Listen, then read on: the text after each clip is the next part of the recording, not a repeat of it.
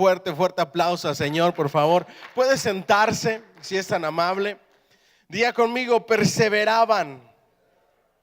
Hoy quiero hablarle y continuar con una serie que comenzamos la semana antepasada y que por cuestiones del Día de las Madres tuvimos que cortarla un poquito, y la hemos titulado, diga conmigo, una iglesia saludable. Y la meta es que al terminar esta serie podamos entender las características de una iglesia saludable, pero no solamente entenderlas, sino vivirlas y practicarlas. Y le tengo una noticia para todos aquellos que todavía no se han dado cuenta de lo que es la realidad. Nuestra iglesia no es perfecta. ¿Cuántos estamos aquí? Se lo vuelvo a repetir, nuestra iglesia no es perfecta. Y le voy a enseñar aún más, ninguna sola iglesia es perfecta. Quiero mencionarle algunas frases que nosotros como cristianos utilizamos comúnmente, pero que son erróneas, que son equivocadas, y que me gustaría que usted las borrara de su vocabulario. Son frases cristianas sin sentido. La primera de ellas, a ver si se le hace conocida: voy a orar a Dios a ver si Él me pone en el corazón ayudar o hacer esto. ¿La ha escuchado alguna vez? Voy a orar para ver si Dios me pone en el corazón servirle. Voy a orar a ver si Dios me pone en el corazón ayudarle con una comidita o con una despensita a alguien que está pasando por necesidad. Pastor, voy a orar a ver si Dios me pone en el corazón asistir el domingo o asistir a un ayuno. Es totalmente absurdo y equivocado, porque en esas cosas ya no hay que orar. Dios dejó establecido que lo tienes que hacer. Pero tu excusa para no hacerlo es decir, lo voy a poner en las manos de Dios a ver si Dios quiere que yo sirva, pastor. Claro que quiere. De hecho, Él dice: rueguen pues al dueño de la mies para que envíe obreros. La mies es la iglesia. Los obreros somos los servidores. Porque hay escasez de obreros. Entonces ya no tenemos que orar para ver si Dios quiere. Sí quiere, dile al que está a tu lado, sí quiere. Voy a orar a ver si Dios quiere que me involucre aquí, o que haga aquí, o que haya allá. Por supuesto que Dios quiere. Por supuesto que es la voluntad de Dios. Él ya lo dejó establecido. Otra frase que decimos que también es absurda es: ahí son puros hipócritas. ¿La has escuchado alguna vez? En esa iglesia está llena de hipócritas. Como si el que lo dice fuera la persona más santa sobre la faz de la tierra. No se equivoque, ninguna iglesia es perfecta. La iglesia es un lugar donde la gente imperfecta es restaurada y sanada por el poder del Espíritu Santo y es transformada por el poder de la palabra. ¿Me siguen hasta aquí? Eso es la iglesia. La iglesia es un lugar donde crece el trigo y la cizaña juntos. No existe la iglesia perfecta. Mientras haya seres humanos en ella, va a ser imperfecta, porque el ser humano es imperfecto y no va a ser perfecto hasta que Dios no nos cambie y nos transforme en un abrir y cerrar de ojos al final de la trompeta, donde las cosas corruptibles serán incorruptibles, la mortalidad se vestirá de inmortalidad y seremos perfectos para ver al Señor cara a cara. ¿Me siguen hasta aquí? Entonces no hay iglesia perfecta. Cuando tú sientes que ya lo has hecho todo, siempre va a haber algo que no has hecho.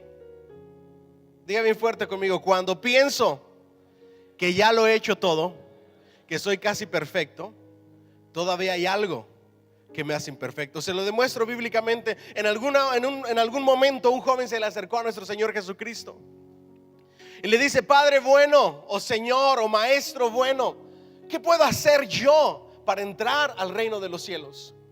El Señor le dice: ¿sabe los mandamientos? Guárdalos. Y le dice el Señor, le dice el joven: todos los mandamientos he guardado desde mi juventud, desde que era pequeño. Todos y cada uno de los mandamientos he guardado. Le dice el Señor: ah, sí, pues entonces vende todo lo que tienes y dáselo a los pobres. Y él se quedó diciendo: mejor otro día. El Señor en los mandamientos nos dice que nosotros debemos de ayudar al necesitado y que no debemos de ser egoístas y que no debe de haber amor al dinero y que no debemos de codiciar. Con esa sola cosa el Señor le estaba diciendo: tú, al igual que todos, eres igual de imperfecto. Por eso no señales ni trates de sacar la paja del ojo ajeno cuando no has sacado la viga que traes en el tuyo. Diga amén o diga ay, Señor. Vamos a dar un fuerte aplauso al Señor. Otra frase que no tiene sentido es: yo no necesito congregarme o ir a la iglesia para cultivar mi comunión con Dios. ¿La ha escuchado? Yo no necesito ir a la iglesia. Dios conoce mi corazón. Yo le busco en lo secreto. Yo estoy en comunión con Él. Yo no necesito ir a la iglesia. Es la cosa o la frase más absurda que he escuchado de labios de creyentes. ¿Sabe por quién murió y entregó su vida nuestro Señor Jesucristo? Por la iglesia. Diga conmigo: por la iglesia. ¿Sabe quién es la novia de Cristo? ¿Sabe quién es el cuerpo de Cristo? ¿Sabe a quién viene a buscar el Señor? ¿Sabe a quién les dijo no dejen de congregarse? A la iglesia. ¿Sabe a quién le prometió estaré con ustedes todos los días hasta el fin del mundo? A la iglesia. La iglesia es una familia. Diga conmigo: la familia de Dios. Dígalo más fuerte: la familia de Dios. Un cristiano sin familia es un huérfano. No se puede decir soy cristiano y desobedecer el mandamiento de congregarnos. En todo el Nuevo Testamento la Escritura nos dice que la iglesia primitiva, después del día de Pentecostés, se reunían todos los primeros días de la semana para orar juntos, para adorar a Dios, para escudriñar y perseverar en la doctrina de los apóstoles, para el partimiento del pan, que son las ordenanzas, para sembrar para el reino de Dios. Y no dejaban de reunirse, no dejaban de congregarse como algunos tienen por costumbre. ¿Sabe por qué? Porque somos un cuerpo, somos un organismo y nos necesitamos unos a otros, dice Pablo. Usted no puede decir: yo no necesito de esa gente hipócrita. Del único que necesito es de mi Dios, y aquí lo busco en la casa. Mentira. Usted necesita de un cuerpo. Eso es lo que me dice a mí la Biblia. Mentira. Usted necesita del apoyo de otras personas, de la comunidad, de la familia de Dios. ¿Me siguen hasta aquí? Otra frase muy común: aquí me voy a enfriar. ¿Cuántos estamos aquí? Aquí me voy a enfriar. Si estuviera usted hoy en una iglesia que no está haciendo ni cumpliendo con los propósitos de Dios para la iglesia, eso pasaría, pero no es el caso. Es más, voy a ir más allá. El estar frío o caliente no depende ni de las circunstancias ni de las personas que estén a su alrededor, sino de su vida espiritual y de su relación con Cristo, de su comunión con el Espíritu Santo. ¿Cuántos estamos aquí? Así es que no le eche la culpa. No, yo me enfrié por causa del hermano Visquito que me vio mal. Estaba Visquito y por eso te vio mal. Yo me enfrié porque el hermano fulanito de tal no quiso saludarme. Quizá tenía su mente en otra parte. A veces yo vengo pensando en diferentes cosas y ha habido gente que me dice: ¿no me vas a saludar? Le digo: perdóname, yo creí que ya te había saludado. Y con otros llego y me dicen, ya me saludaste. Les digo, doble bendición. Porque a veces no sé ni a quién saludo ni a quién no. No tiene que tomarse tan a pecho las situaciones que vive en la iglesia, porque a veces no son intencionales. Claro, hay lobos disfrazados de ovejas, hay cizaña en medio del trigo. De esos tiene que cuidarse. Diga conmigo, yo no soy ese.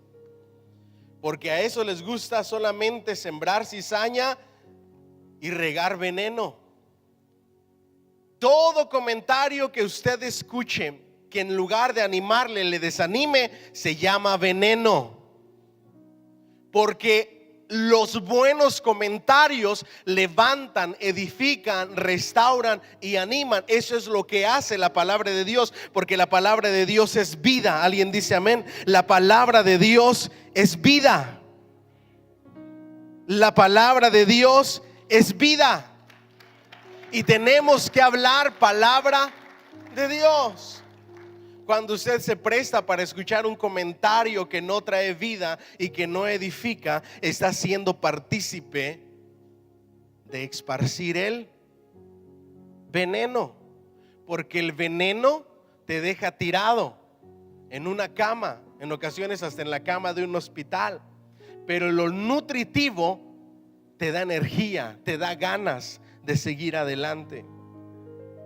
El enfriarse o no enfriarse no depende de la iglesia, depende de tu relación con Cristo y cómo tú la cultivas. Nosotros estamos aquí.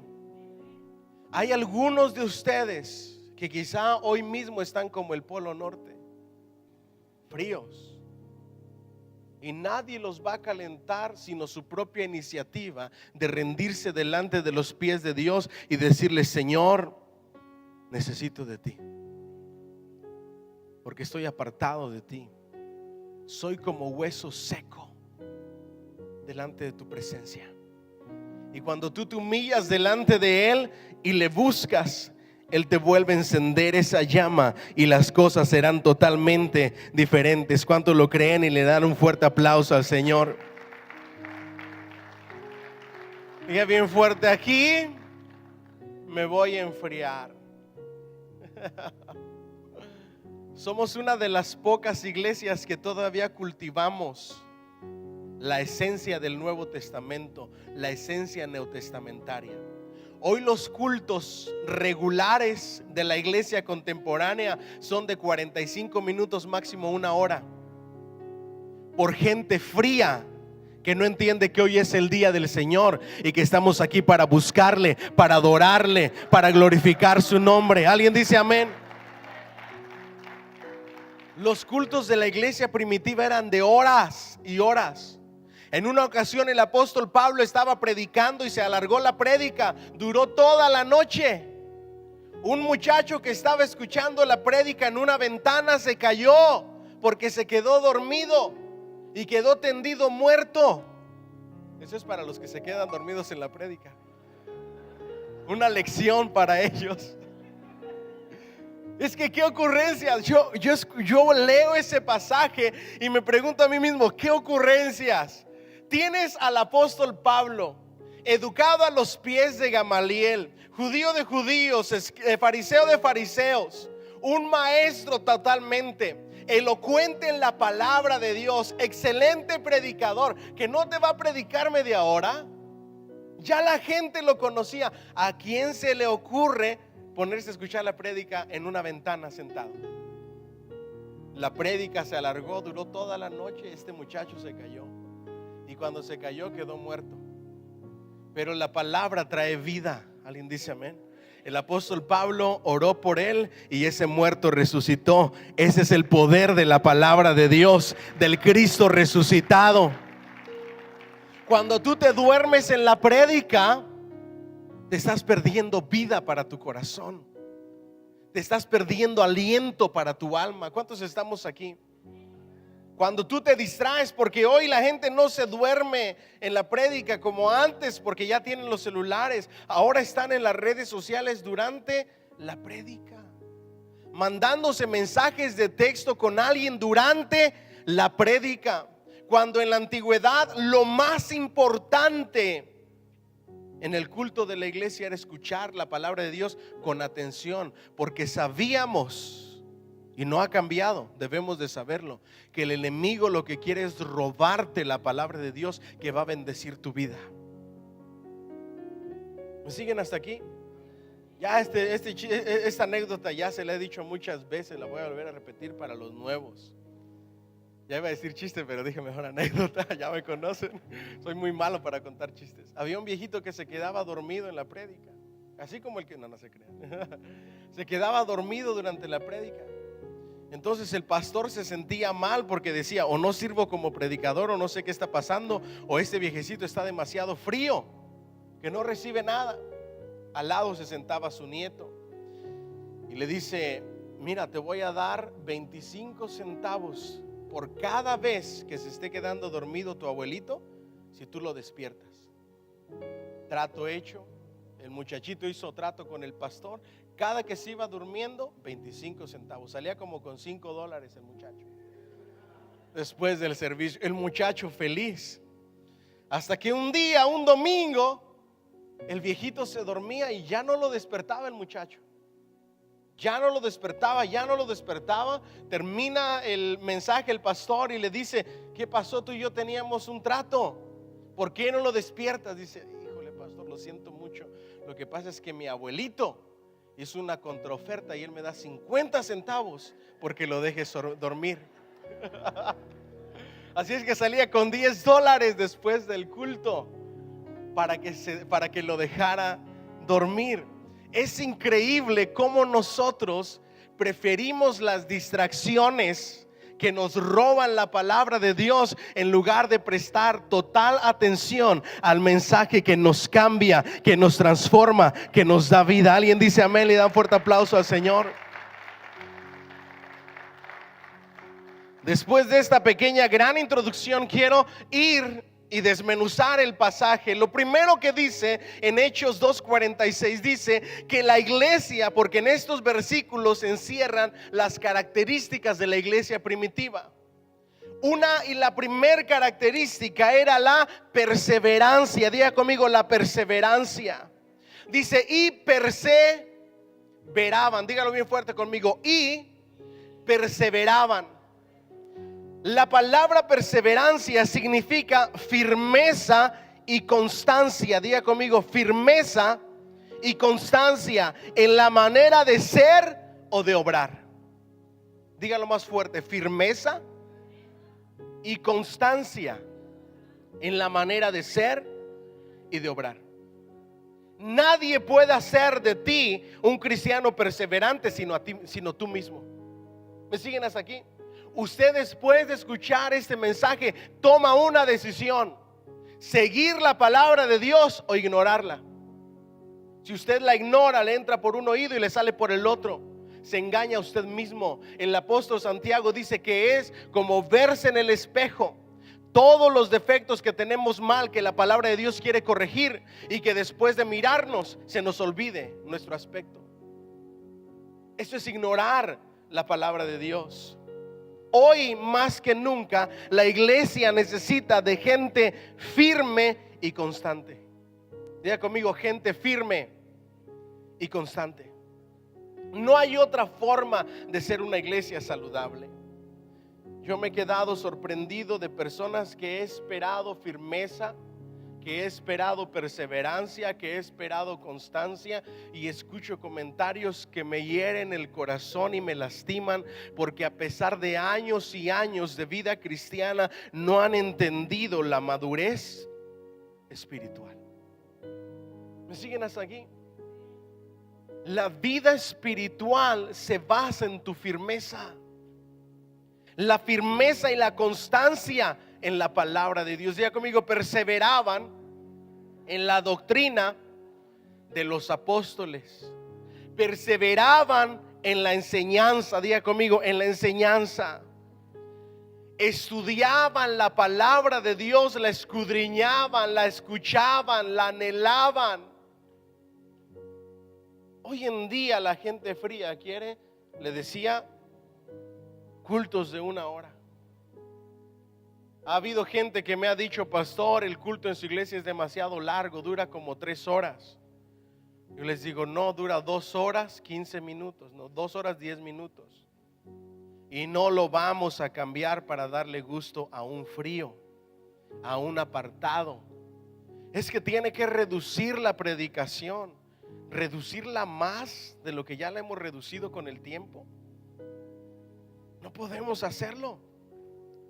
Algunos de ustedes es el único día que abren la Biblia. Diga conmigo: ay, Señor, porque durante toda la semana no la abren. Durante toda la semana no escuchan una buena predicación en el internet.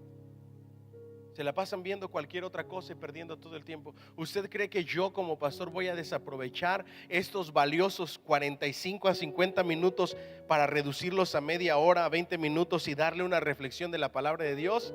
Jamás. Tengo que instruirlo y enseñarle lo que significa la vida cristiana. Y la vida cristiana es perseverancia. Ahora, ¿cuándo se necesita perseverancia? ¿Cuándo se necesita firmeza? ¿Cuándo se necesita constancia? Cuando las cosas vienen a nuestra contra. Ahí es que se necesita la firmeza. Cuando las cosas no andan bien, cuando vienen los problemas, cuando vienen los malos comentarios, cuando vienen los ataques del enemigo, cuando se desatan los chismes en la iglesia. ¿Me siguen hasta aquí?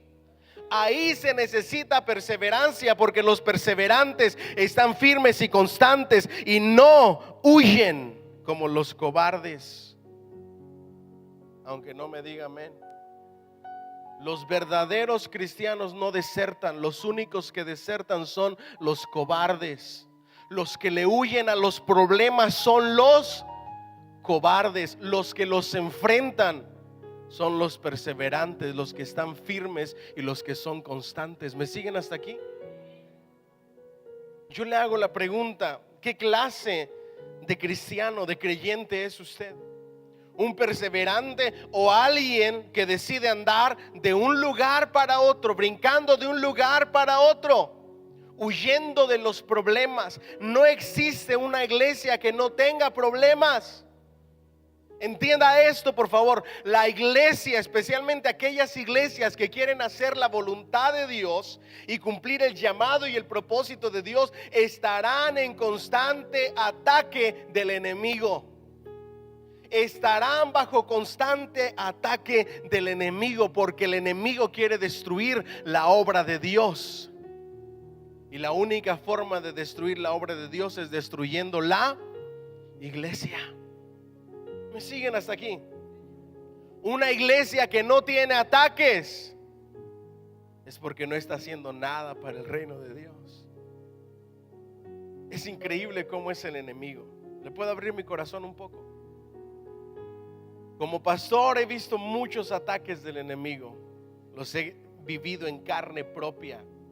Y a veces me frustro, me desespero y digo: Señor, ¿cómo es posible que reaccionemos de esa manera como cristianos, como creyentes? ¿Cómo es posible que tan fácil el enemigo con un pequeño golpecito nos deje tirados hasta el piso? ¿Cómo es posible que cuando estoy viendo que la iglesia está levantándose, que la iglesia está floreciendo, ahí viene otro ataque del enemigo? Y parece que lo hace a propósito. Y sufrimos con los ataques del enemigo. Y la iglesia comienza a levantarse otra vez y comienza a florecer. Y adivine qué pasa: otro ataque del enemigo. Y en cada ataque del enemigo sufrimos pérdidas por gente que escucha lo primero que le dicen, por gente que no entiende lo que es justicia, por gente que no entiende lo que lleva o lo que conlleva un buen juicio. Un buen juicio es escuchar ambas partes del asunto y ver las evidencias para ver quién tiene la razón y quién está diciendo la verdad. Y usted se deja llevar por el primer comentario que alguien le lleva y se desanima, que es lo peor, y se enfría, cuando no debería de ser así. Ahora, no le estoy diciendo que desanimarse sea malo. No es malo desanimarse. Yo como pastor me he desanimado.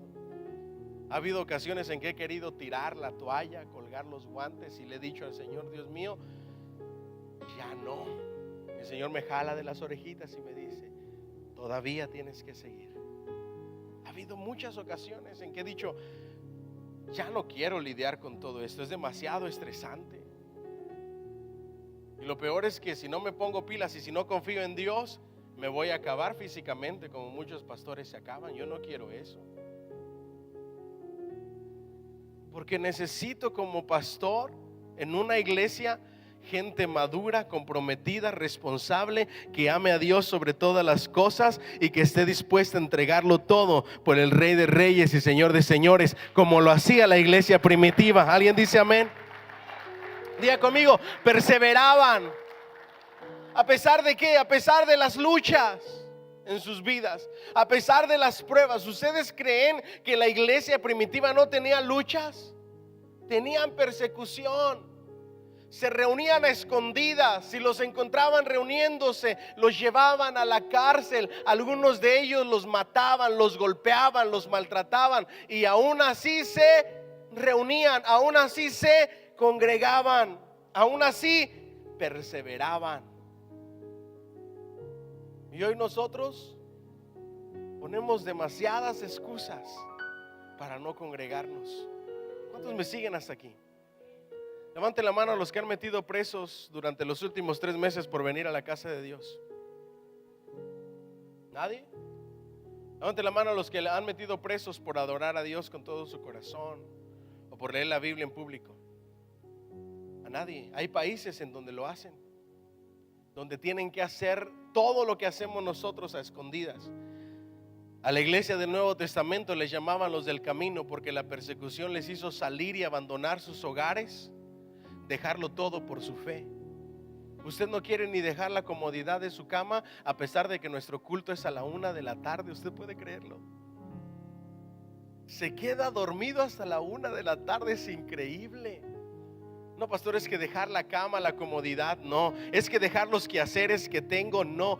Ellos abandonaron sus hogares, su patrimonio, sus pertenencias, lo que les había costado formar y establecer por años. Lo abandonaron todo por causa de su fe, huyendo por causa de la predicación. Pero mientras iban en el camino, tenían por poco, tenían por basura las cosas materiales, como dice el apóstol Pablo, y sabían que tenían una mayor herencia en esa patria celestial, y estaban dispuestos a abandonarlo todo por la obra de Dios. Tenemos que ser esa iglesia perseverante, que a pesar de que lo perdamos todo por causa del evangelio, sigamos sirviéndole. Que le sirvamos y le busquemos cuando todo está bien, cuando hay problemas, cuando hay tormentas, cuando hay circunstancias difíciles, que aún ahí con mayor razón nos aferremos a su presencia, a su palabra, en su obra. ¿Alguien dice amén? Esa es la iglesia que provocó un cambio y que revolucionó la historia, por medio de la cual hasta el día de hoy nosotros estamos aquí conociendo y predicando este mensaje del evangelio. Ellos pudieron haber dicho, ¿sabes qué? Yo no puedo dejar mi casa, mis vacas, mis ovejas, me han costado tanto. La esposa pudo haber dicho, no, hombre, toda la decoración que le hice a la cocina, acabamos de remodelar la sala, mi amor, no nos podemos ir. Y estaban dispuestos a sufrir lo que fuera necesario por la palabra de Dios. Hoy te pregunto, ¿qué estás dispuesto a dejar por causa de Cristo? La primera característica de la iglesia primitiva, diga conmigo, es la perseverancia. Pero no cualquier perseverancia, perseverancia en momentos que vienen en nuestra contra. Hay algunos de ustedes que tienen problemas matrimoniales y quieren abandonar a Dios, quieren abandonar la iglesia, quieren abandonar su servicio. Tienen problemas familiares, tienen problemas económicos, y en lugar de aferrarse más a Dios, prefieren apartarse, sin darse cuenta que cuando un leñito se aparta de la fogata, ¿qué va a suceder? Se apaga. Por eso necesitamos la iglesia. Diga conmigo, perseverantes. ¿Perseverantes en qué? Diga conmigo, en la doctrina. Si yo le dijera esto, escuche por favor. Han descubierto, porque han hecho excavaciones con cámaras, con una tecnología súper avanzada, y las han metido hasta las profundidades de la tierra. Y como en las profundidades de la tierra, escuche con atención por favor, hay fuego. Esas cámaras y esos micrófonos especiales han tomado imágenes y han grabado audios de gente gritando en las profundidades de la tierra, de gente quejándose. ¿Usted lo daría por un hecho de que así es? Escuche por favor. Un montón de cristianos, escuche, lo dan por hecho. Este fue un artículo que salió hace muchos años atrás y lo escribió un tipo ateo que tenía una influencia en medios de comunicación muy grande, y lo escribió como una burla para los cristianos, diciéndoles: ha quedado demostrado que esos cristianos se comen lo que les pongas enfrente y se creen todo lo que les digas. Y no era cierto.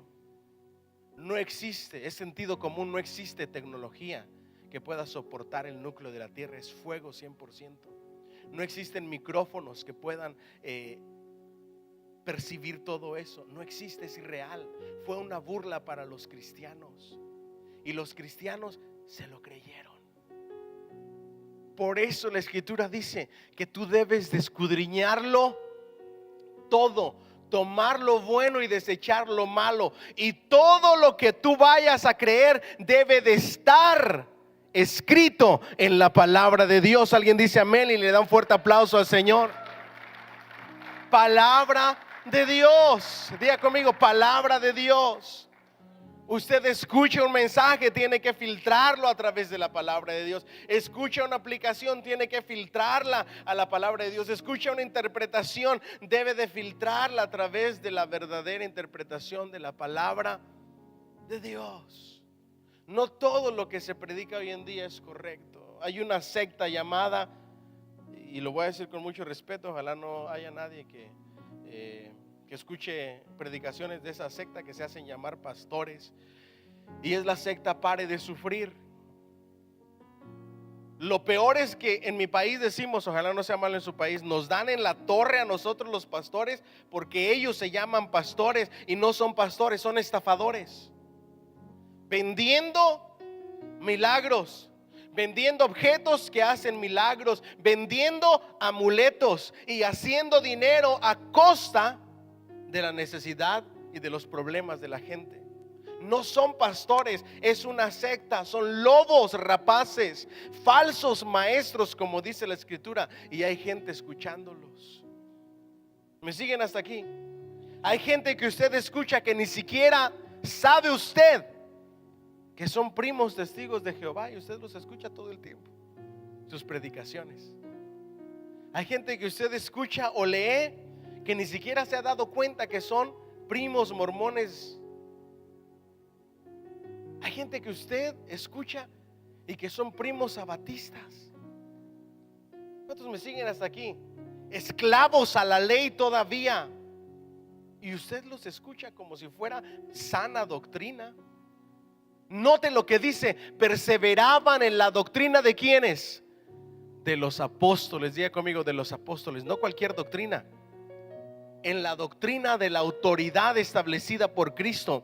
Y esa misma autoridad quedó escrita por lo que los que escribieron esta palabra fueron ellos. ¿Cuántos le dan un fuerte aplauso al Señor, por favor? Diga conmigo, perseveraban en la doctrina. No en cualquier doctrina, sino en la sana doctrina. En estos últimos minutos quiero recordarle los pasos a seguir para llegar a una correcta interpretación de la palabra de Dios, de la sana doctrina. ¿Me siguen hasta aquí? Primer paso, diga conmigo, hacer un estudio y un análisis histórico-cultural. Diga conmigo, histórico-cultural. Para yo poder entender lo que los escritores escribieron, tengo que estudiar la historia y la cultura de cada pasaje. ¿Qué estaba pasando históricamente en el contexto de ese pasaje? ¿Qué era lo que se estaba haciendo culturalmente? Hay gente que no entiende la cultura, y como no entiende la cultura, no entiende la palabra. Le he mencionado lo de el camello y la aguja. Le he mencionado sobre la parábola de la moneda perdida. Había una mujer que buscaba una moneda perdida entre la paja y la buscaba con demasiada desesperación. Algunos de ustedes dicen: ¿y qué tiene que ver eso, pastor? Era una simple moneda. No, era como el anillo de bodas. Era la dote que le habían dado. Era el recuerdo de su boda, de su pacto con Dios en su matrimonio. Por eso lo buscaba de manera desesperada. ¿Cómo supimos eso? Diga conmigo: por historia y cultura. La Biblia dice: si eres frío, ojalá fueres frío o caliente, pero eres tibio, te voy a vomitar de mi boca. Históricamente y culturalmente, a la iglesia, en el lugar donde se escribe ese pasaje, corrían canales de aguas tibias, de aguas termales. Y a veces la gente se bañaba con esas aguas termales y por accidente las bebían, y eso les provocaba vómito. De ahí sale la metáfora o la ilustración del Apocalipsis diciendo: ustedes conocen lo que produce el agua tibia porque ustedes han enfermado por esa agua tibia. Así en la vida espiritual, los tibios a mí me enferman, dice Dios. ¿Cómo lo supe? Diga conmigo: historia y cultura. Cuando nosotros no hacemos eso, nos perdemos de la belleza y la riqueza de la palabra de Dios. Diga conmigo: paso número 2, un análisis léxico-sintáctico. ¿Qué significa eso? Estudiar el idioma original, el vocabulario en el original, los dichos antiguos, los refranes antiguos, el griego con el que se escribió, o el hebreo, o las partes que hay en arameo. ¿Me siguen hasta aquí? ¿Qué significan esos vocablos? Yo siempre le he dicho: tradúzcame este refrán: camarón que se duerme, se lo lleva a la corriente. Tradúzcalo al inglés y llegue con un americano y dígale: así como tenemos este dicho: the stream who sleeps, the water take it away, something like that, the river take it away, algo así. Llegue usted, tradúzcalo al pie de la letra y llegue con un americano a ver si va a entender ese dicho. ¿Cuántos entienden ese dicho aquí? Levanten la mano. Camarón que se duerme se lo lleva. Porque es nuestra cultura, es nuestro idioma, son nuestros refranes. Tronco que nace, ¿cómo? Árbol que nace torcido, nunca su tronco endereza. ¿Cierto o no? Árbol que nace torcido, nunca su tronco ¿qué? Endereza. ¿Cuántos entienden ese refrán? Tradúzcalo al inglés a ver si los americanos lo van a entender en su cultura. Lo mismo sucede con la Biblia. Hay un vocabulario, un idioma diferente, refranes y dichos diferentes que ellos entendían por cultura y que era normal. Cuando yo predico tengo que explicar algunas cosas de mi país, porque a veces usted puede que no lo entienda. Así como cuando converso con alguien y no entiendo algunas cosas. Como hace poco Álvaro creo que fue el que mandó, iban a hacer una palada o cómo. No, ¿cómo? No, para algo que era appetizers, pero ¿cómo se les llama? ¿Cómo? Un pasapalo. Gracias a Dios por Google, porque cuando a mi esposa le mandaron: no, nada más vamos a hacer un pasapalo, yo me quedé: what? Y ya se pone mi esposa: pasapalo en Venezuela, aperitivos, entries en inglés. Una cosa sencilla. Y yo no sabía lo que era eso. Lo mismo sucede con la palabra de Dios. No la puedes leer al pie de la letra. Tienes que saber el vocabulario, la lengua de los escritores para poderle entender, el uso de los verbos, el uso de las oraciones, para que puedas entender lo que el escritor está diciendo. ¿Cuántos me siguen hasta aquí? Diga conmigo: un análisis contextual. Dígalo bien fuerte: análisis contextual. ¿Qué dice todo el pasaje? ¿Qué dice todo el capítulo? ¿Qué dice todo el libro al respecto? ¿Qué dice toda la Biblia al respecto? Hoy, más que nunca, hay una mala interpretación bíblica por no hacer un análisis contextual. Escuche, por favor. ¿Cuántos han escuchado de las maldiciones generacionales? ¿Verdad que sí? ¿Nadie ha escuchado las maldiciones generacionales? ¿Sí? Que lo que tú vives o tú viviste o estás viviendo lo van a vivir tus hijos y los hijos de tus hijos hasta la tercera y cuarta generación, porque son maldiciones generacionales.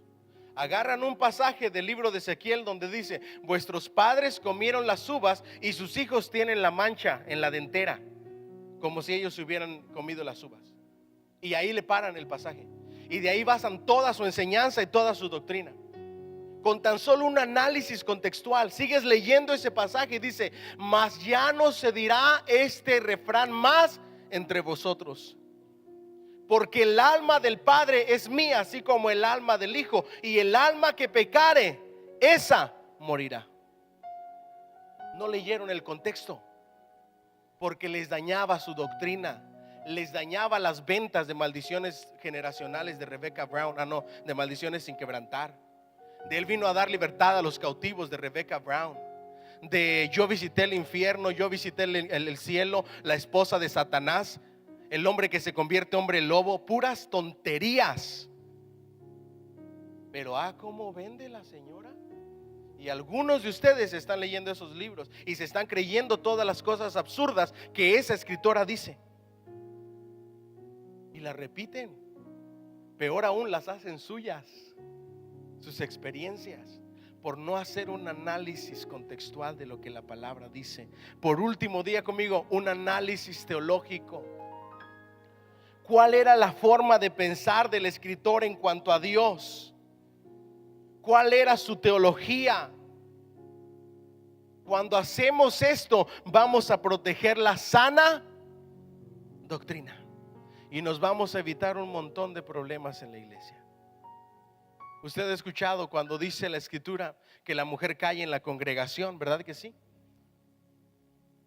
Y hay gente que se agarra de ese pasaje para no permitir que las mujeres enseñen o prediquen. Se les olvida que la Biblia dice que en Dios ya no hay esclavo ni libre, hombre ni mujer. Todos somos uno para la honra y la gloria de Dios. Él no hace acepción de personas. ¿Cómo entendemos ese pasaje? Haciendo un análisis histórico-cultural. En la religión judía le era prohibido a las mujeres enseñarle a los esposos.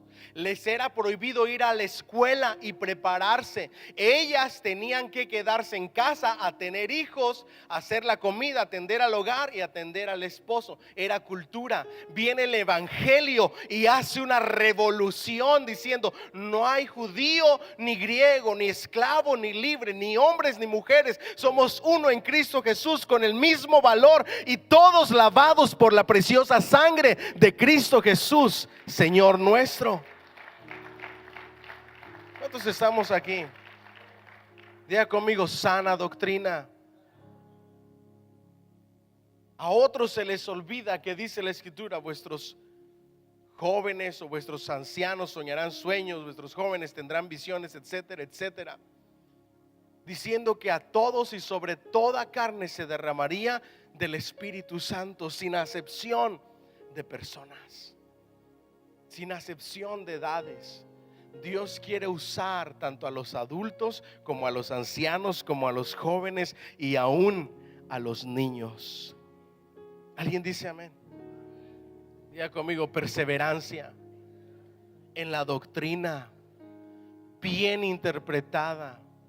Escudriñalo todo, retén lo bueno y desecha lo malo. Cierro con esto, pero no solamente en cuestiones de doctrina, sino en comentarios de chismes. Diga conmigo, comentarios de chismes.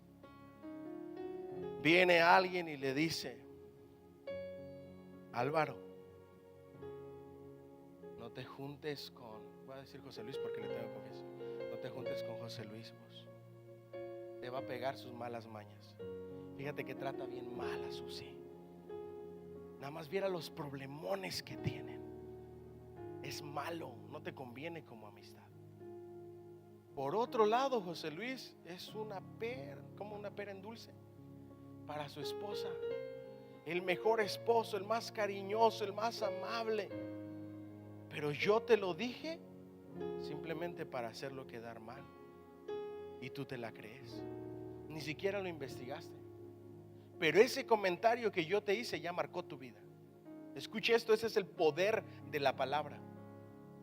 Cuando Álvaro viene, entra y ve a José Luis, malo es José Luis, y ve que José Luis está aquí, y para evadirlo, porque no lo quiere saludar, fíjese usted, se viene por este otro lado, porque quiere evitarlo.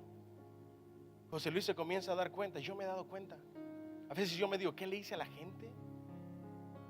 Primero me saludaban de una manera y de repente me saludan bien serios, bien secos. Solo contestan lo que les pregunto. Yo digo, ¿qué les hice? Y Dios me enseñó, no les hiciste nada. ¿Qué hablaron de ti?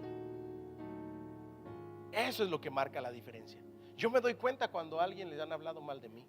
¿Y sabe qué es lo peor? Que no se acercan a mí para preguntarme, pastor, ¿es cierto esto que me dijeron? Esa es la confianza que deberíamos de tener.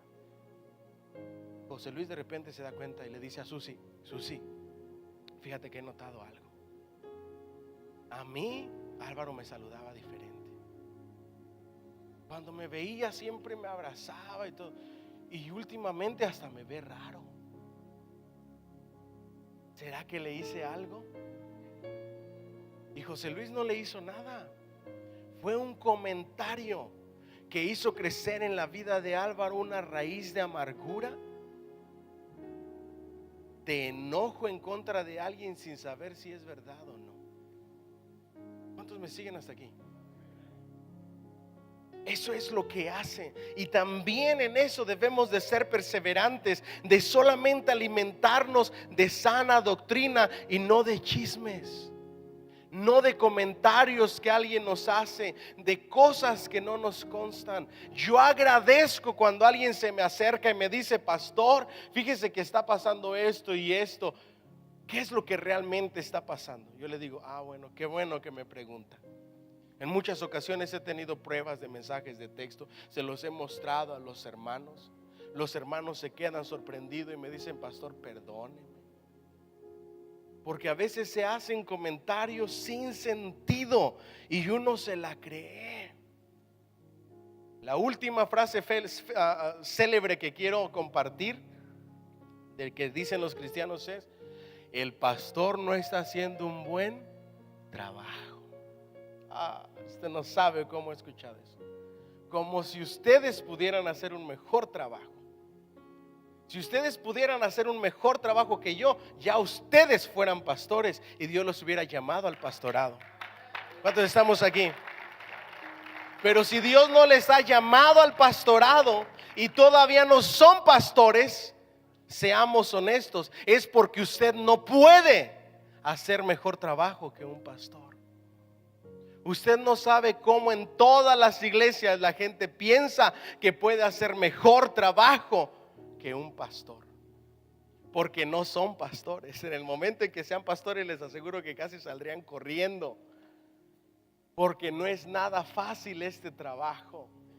Se requiere llamado, no solamente estudios, porque yo puedo cursar 4 años de seminario y no tener llamado y no voy a ser pastor. Puedo ser un buen maestro, un buen predicador, pero no un buen pastor, porque el pastorado es llamado. ¿Me siguen hasta aquí? Lo peor es cuando ustedes no solamente nos envenenamos unos a otros, que no debería de ser así, porque eso no es una iglesia saludable. De eso voy a hablar en la comunión unos con otros, que es otra característica la próxima semana. Pero nosotros, en lugar de herirnos y lastimarnos con palabras, deberíamos de animarnos y de levantarnos con esas mismas palabras. ¿Alguien dice amén? No hagas comentarios hirientes, no hagas comentarios en contra de alguien, no pongas en mal con alguien a nadie. Toda palabra que sale de tu boca la va a juzgar Dios. Y si son palabras corrompidas que hieren, que lastiman, que envenenan, de eso le vas a dar cuenta a Dios. Que de tu boca salga vida, salga ánimo, salga aliento, salga esperanza. ¿Cuántos dicen amén? Yo se lo he dicho muchas veces, yo no aguanto los comentarios negativos. Yo me considero una persona de fe. No, pastor, parece que hoy nada más nos vamos a ir usted y yo a evangelizar porque no llegó nadie. Pues nada más tú y yo nos vamos, ¿qué importa? ¿Para qué haces ese comentario? Ese es extra. Yo ya sé que no llegó nadie, no tienes que decírmelo.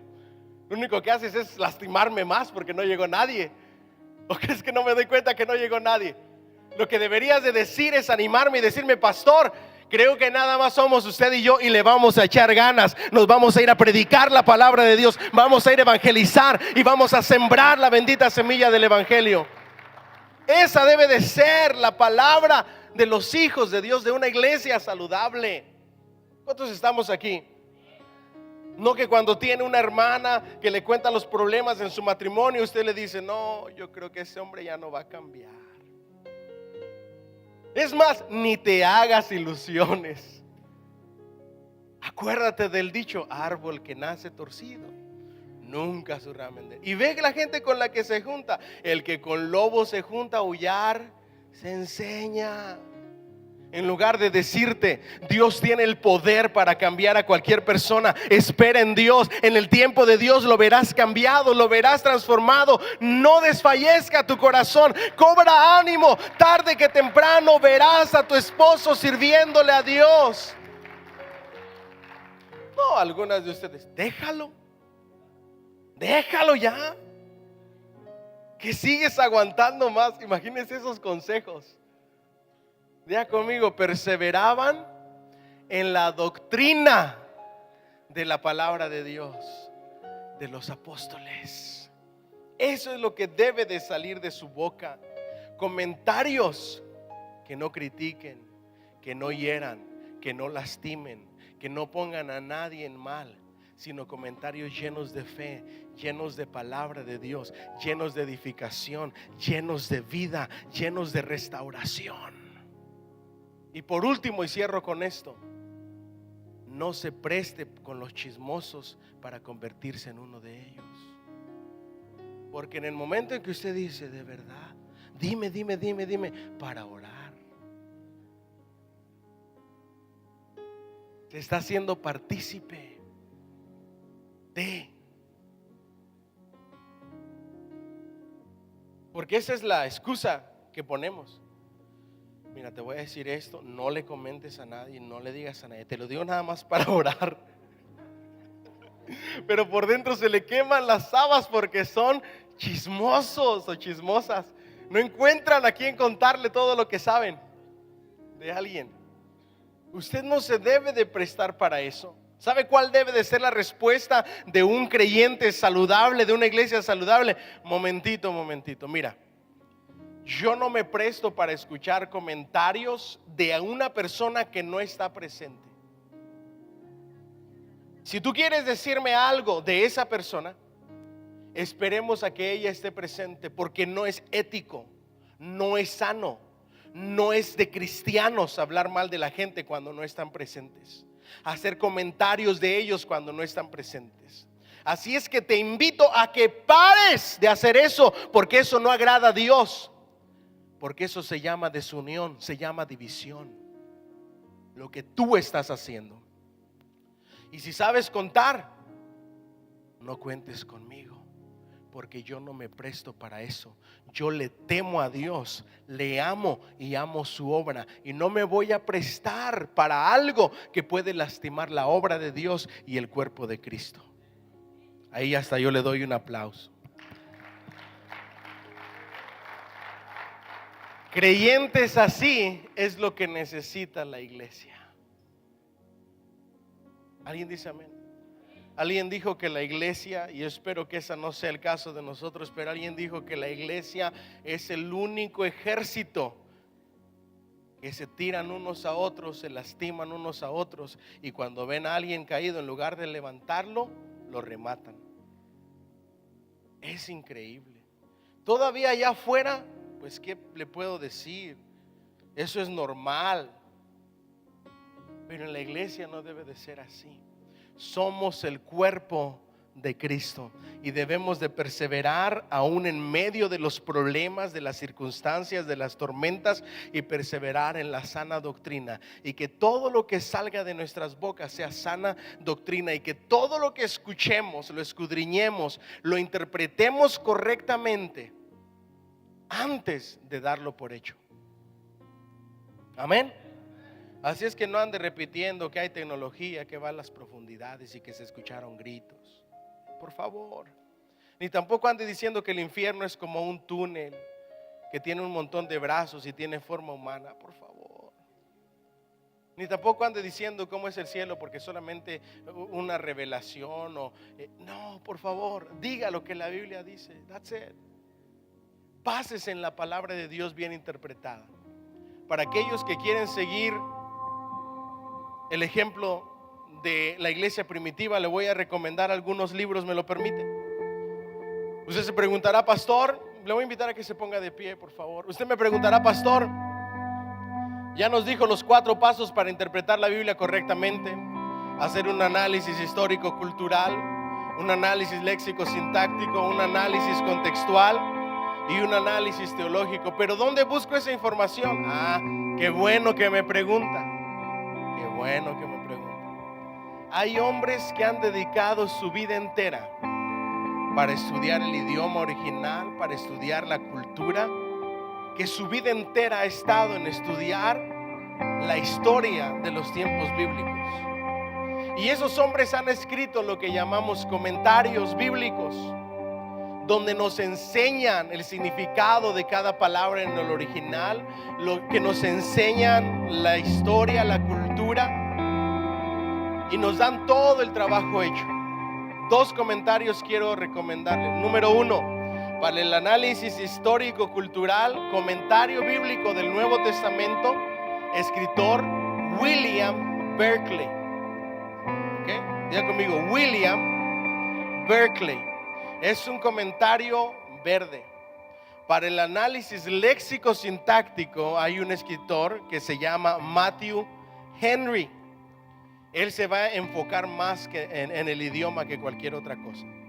Para doctrina y teología, busque libros de doctrina de un escritor que tiene apellido Tracy, y un escritor de teología bíblica y sistemática que tiene como apellido Perlman, que se me hace que ahí tenemos algunos libros de él.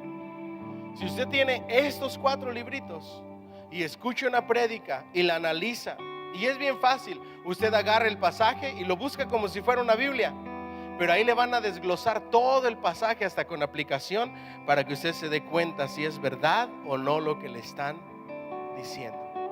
Hombres, personas que han dedicado su vida entera para enseñarnos y darnos ya todo listo de la palabra de Dios, para que lográramos entenderlo.